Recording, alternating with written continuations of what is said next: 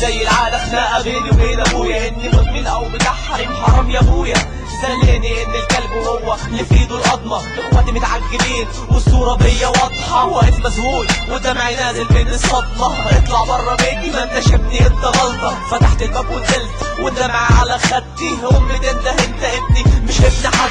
نزلت مش مصدق وامي بتنده عليا يا احمد ارجع. ودموعها مطورة في كل ناحية. صعبان عليا ياما ياما شفت كتير اذية والبسمة طالعة منك هتوحشيني يا غالية. في الجنة اكيد اشوفك يا امي مرة تانية. اخواتي يا امي في عينك ده انت اصل الحنية. كفاية حرام ما تزوديش عليا صرخة لما تشاف تحت العربية. مساحة يا قلب الابن من اباه والدمع تاه من جواه مين واقف معاه. كبرت ولسه كيف على هواه. مسا ولا التفاهم يتبع مع الاباء. في المستشفى دقات القلب زيادة نايم على السرير زي خيال مآت. اب قسي ابنه نسي لما مشي يوم ما ابنه سابه راح وقسي. سمعت صوت امي وامي بيبكوا عليا. ابويا فين يما حتى ما سألش عليا. رجع في دماغي كلام ابويا الدمعة اتعصر. والدكتور بيقول لامي ادعي له فقد الحركة. ومرة واحدة سمعت صوت بكاء. امي بتقول يا حبيبتي الحمد لله على ابتلاء. سباق وخطوط الموت دي سابقة. والدكتور بيقول اجهزته تلفة وصدمة كهربائية جسمي يتنفد يتشنج. وحبيبتي وقعت كأنها جسمي وهي بتبنك.